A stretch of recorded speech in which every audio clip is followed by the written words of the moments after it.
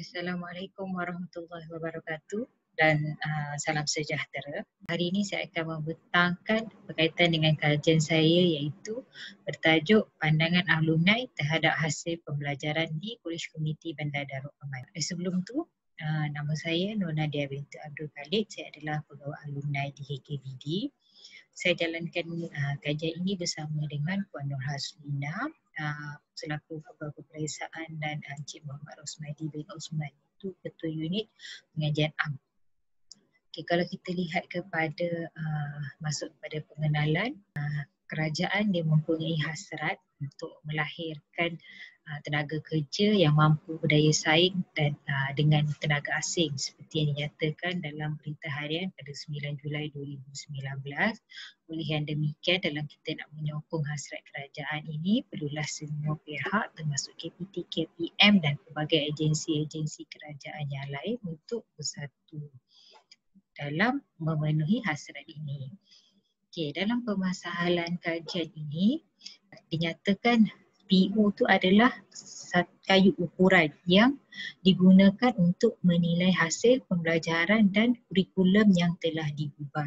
Seperti yang dinyatakan oleh Abadani, Gonier dan Al-Gandhi pada tahun 2013. Okey, dan dalam satu kajian yang dilakukan oleh Nadia dan rakannya pada tahun 2019, dia mengatakan pengukuran PO selama 5 tahun program berlangsung di Kolej Komuniti tidak pernah dijalankan ke atas pelajar. Okay, walhal perkara ini adalah perlu untuk memenuhi keperluan kod pelaksanaan akreditasi program, iaitu KOPA MQA.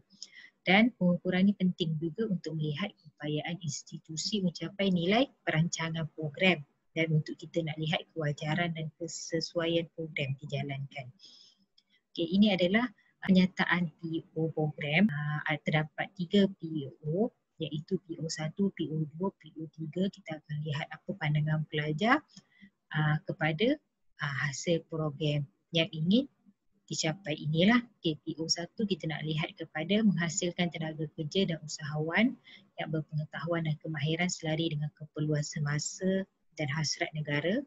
PO2 dia menyatakan untuk menunjukkan kebolehan penyelesaian masalah secara inovasi, kreatif serta menguruskan maklumat dengan baik melalui pendekatan pembelajaran sepanjang hayat. Dan PO3 yang ingin dicapai adalah pelajar akan mempunyai kemahiran berkomunikasi dengan berkesan dan bekerjasama dengan kumpulan berasaskan etika kerja serta tanggungjawab sosial. Kita lihat kepada metodologi kajian. Kajian ini adalah kajian tinjauan yang kita gunakan data kuantitatif. Orang diadaptasi daripada kajian yang dilakukan oleh Universiti Teknologi Malaysia kepada dia punya graduan program pendidikan elektrik dan elektronik. Okay. Borang ni dia mengandungi 3 konstruk dengan 29 soalan dan telah kami edarkan melalui Facebook dan WhatsApp group lah. Di skala Likert 1 hingga 5 digunakan dan data dianalisis menggunakan SPSS versi 22. Dalam kita menambah baik dan yang diguna pakai, kami melakukan ujian Romba Alpha lah, iaitu ujian kebolehpercayaan untuk melihat ketekalan setiap konstruk yang telah ditambah baik tersebut, dan hasilnya adalah inilah. Kita tengok kepada PO1, PO2 dan PO3. Alfa krombuangnya adalah melebihi 0.7. Maksudnya adalah dia tekal dan boleh dipercayai.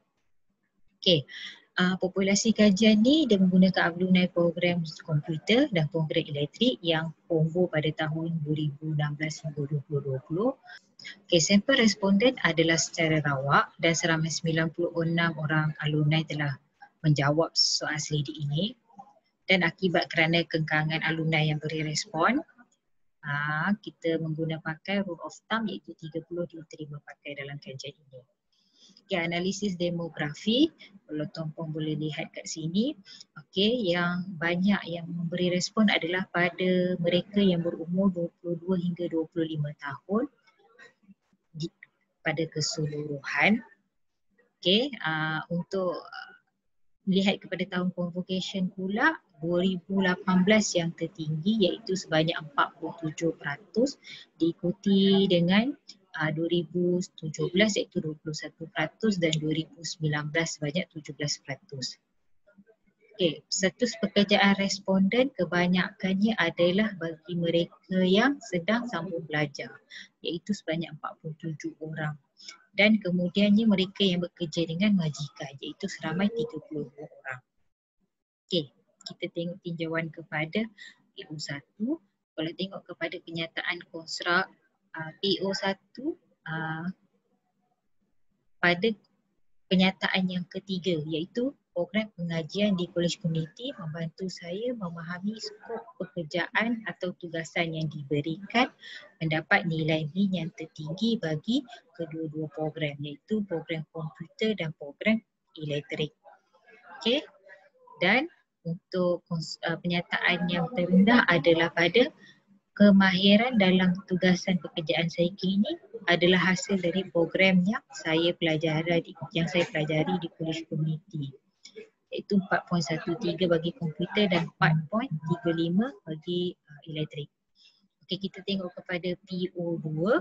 Penyataan kontrak yang tertinggi adalah pada saya sentiasa berusaha untuk meningkatkan pengetahuan diri dari pelbagai bidang ilmu pengetahuan, 4.56 bagi komputer dan 4.72 bagi unit elektrik.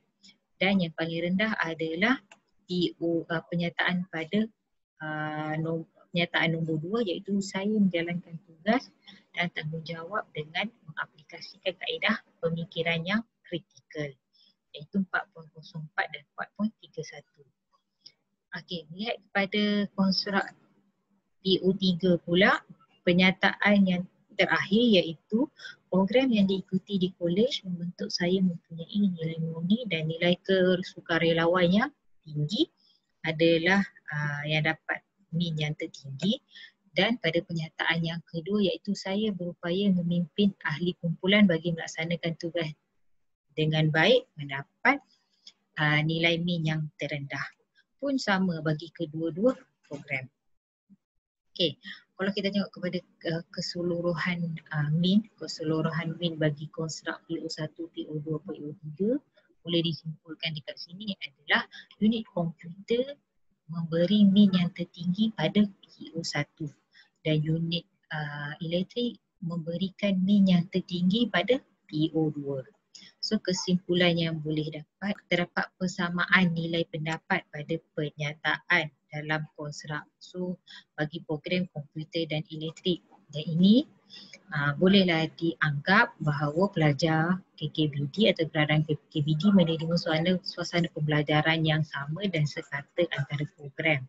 Dan melihat kepada keseluruhan min konstruk yang ini, bolehlah kita mengatakan bahawa kedua program ini mematuhi PO yang ingin dicapai. Selain itu juga, akibat daripada persamaan nilai pendapat dapat disimpulkan itu mungkin dipengaruhi oleh faktor luar silibus. Iaitu mungkin tak ambil urus kolej lah, aktiviti-aktiviti yang ditekankan di kalangan pelajar. Okey, hasil daripada kajian ini bolehlah dijadikan rujukan oleh pihak pengurusan kolej. Khasnya atau khususnya kepada unit komputer dan unit elektrik untuk proses penambahbaikan. So cadangan yang boleh kami simpulkan adalah kami mungkin akan datang ingin melihat hubungan antara ketiga-tiga PO tersebut dan nak melihat status pengaruh status pekerjaan dengan pada setiap kontrak. Sebab penilik berpendapat bahawa mungkin terdapat pengaruh antara status pekerjaan terkini graduan dengan nilai dapatan min antara kedua program. So dengan itu, sekian, terima kasih.